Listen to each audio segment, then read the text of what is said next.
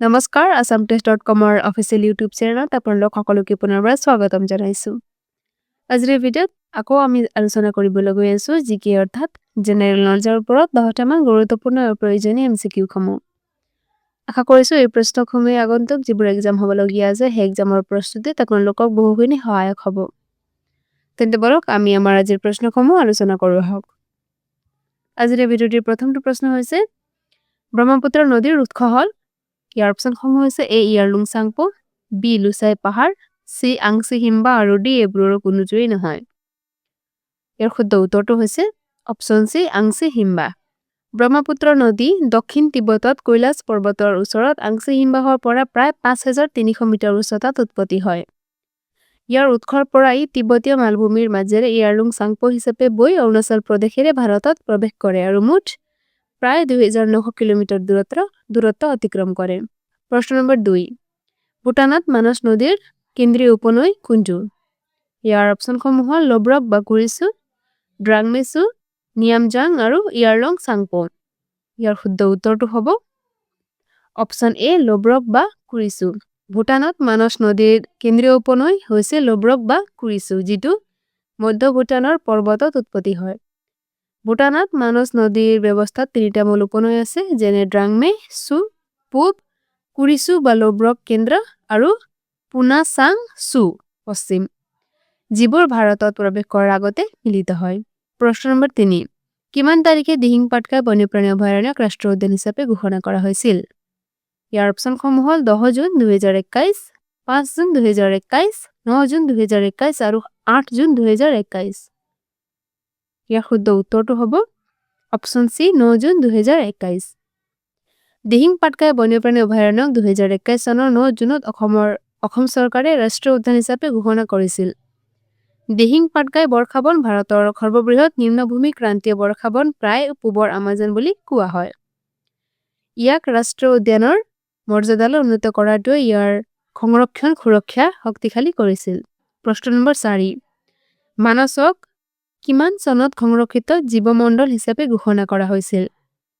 ইয়াৰ অপচনসমূহ হৈছে অপচন এ 1985 চনত, option B 1989 চনত, অপচন ডি 1990 চনত আৰু অপচন চি 1990 চনত আৰু অপচন ডি 1991 চনত। ইয়াৰ শুদ্ধ উত্তৰটো হ'ব অপচন বি 1989 চনত। মানসক 1989 চনত ইউনেস্কোৰ মেন এণ্ড দ্য বায়োস্ফিয়াৰ কাৰ্যসূচীৰ অধীনত জৈৱমণ্ডল সংৰক্ষিত অঞ্চল হিচাপে ঘোষণা কৰা হৈছিল। ই ভাৰতৰ প্ৰাৰম্ভিক জৈৱমণ্ডল সংৰক্ষিত অঞ্চলসমূহৰ ভিতৰত এটা আছিল আৰু ভাৰত-ভূটান সীমান্তত মানস পৰিস্থিতি তন্ত্ৰৰ অসাধাৰণ জৈৱ বৈচিত্ৰ্য আৰু পৰিৱেশগত গুৰুত্বক স্বীকৃতি দিছিল। প্ৰশ্ন নম্বৰ 5 সোণাই ৰূপাই ৰাষ্ট্ৰীয় উদ্যান ক'ত অৱস্থিত? ইয়াৰ অপচনসমূহ হৈছে এ যোৰহাট, বি কাৰ্বি আংলং, চি শিৱসাগৰ আৰু ডি শোণিতপুৰ। ইয়াৰ শুদ্ধ উত্তৰটো হ'ব অপচন ডি শোণিতপুৰ।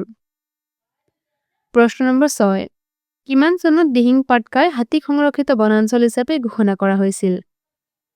ইয়াৰ অপচনসমূহ হ'ল এ 1999 চনত, বি 2000 চনত, চি 2002 চনত আৰু ডি 2003 চনত। ইয়াৰ শুদ্ধ উত্তৰটো হ'ব অপচন ডি 2003 চনত।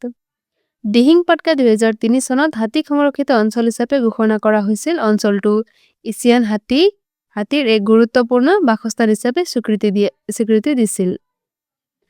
হাতী সংৰক্ষিত অঞ্চলে দিহিং পাটকাই বৰ্ষাবন আৰু উজনি অসমৰ আশে-পাশে থকা অঞ্চলৰ মাজৰ হাতীৰ প্ৰব্ৰজন পথ সুৰক্ষিত কৰাত সহায় কৰে।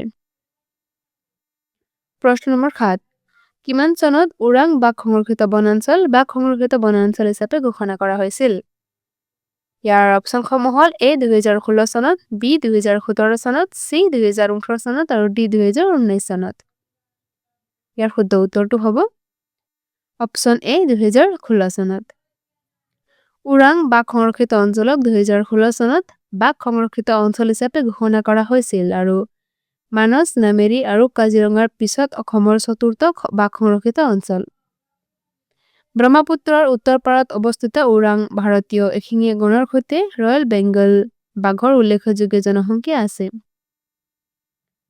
প্ৰশ্ন নম্বৰ 8 লাচিত বৰফুকন মৈদাম ক'ত অৱস্থিত ইয়াৰ অপচনসমূহ হ'ল A Sivasagar B Jorhat C Dibrugarh আৰু D গুৱাহাটী ইয়াৰ শুদ্ধ উত্তৰটো হৈছে অপচন B যোৰহাট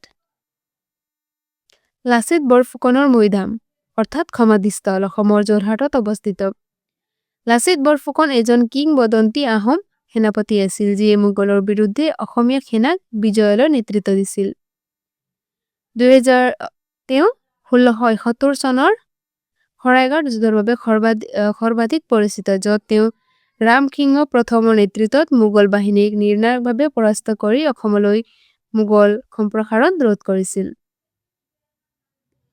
প্ৰশ্ন নম্বৰ 9 কোনে বৰপেটা সত্ৰ প্ৰতিষ্ঠা কৰিছিল ইয়াৰ অপচনসমূহ হ'ল A শংকৰদেৱ B মাধৱদেৱ C দামোদৰদেৱ আৰু D গোপাল আতা ইয়াৰ শুদ্ধ উত্তৰটো হৈছে অপচন B মাধৱদেৱ শ্ৰীমন্ত শংকৰদেৱৰ প্ৰধান শিষ্য মাধৱদেৱে অসমৰ বৰপেটা সত্ৰ প্ৰতিষ্ঠা কৰিছিল যিটো নৱ বৈষ্ণৱ আন্দোলনৰ অন্যতম গুৰুত্বপূৰ্ণ কেন্দ্ৰ হৈ পৰিছিল মাধৱদেৱক সন্ত কবি আৰু নাট্যকাৰ হিচাপে শ্ৰদ্ধা কৰা হয় আৰু বৰপেটা সত্ৰৰ মাধ্যমেৰে অসমৰ ভক্তি আন্দোলনলৈ তেওঁৰ অৱদানে অসমীয়া ধৰ্মীয় আৰু সাংস্কৃতিক জীৱন গঢ় দি আহিছে আজিৰ ভিডিঅ'টিৰ অন্তিম অৰ্থাৎ 10 নম্বৰ প্ৰশ্নটো হ'ল কোনখন ঠাইক পূৰ্বৰ মানচেষ্টাৰ বুলি জনা যায় ইয়াৰ অপচনসমূহ হ'ল A Sualkuchi B Jorhat C উত্তৰ লখিমপুৰ আৰু D মঙ্গলদৈ ইয়াৰ শুদ্ধ উত্তৰটো হ'ব অপচন A শুৱালকুছি কামৰূপ জিলাৰ ব্ৰহ্মপুত্ৰ নদীৰ উত্তৰ পাৰত অৱস্থিত শুৱালকুছিক ইয়াৰ সমৃদ্ধি ৰেচম বোৱা উদ্যোগৰ বাবে পূৰ্বৰ মানচেষ্টাৰ বুলি জনা যায় নগৰখন মুগা ৰেচম আৰু এৰী ৰেচম উৎপাদনৰ বাবে বিখ্যাত হাজাৰ হাজাৰ পৰিয়ালে পৰম্পৰাগত হাতে বোৱা তাঁতত নিয়োজিত যিয়ে ইয়াক এছিয়াৰ অন্যতম বৃহৎ ৰেচম বোৱা গাঁও কৰি তুলিছে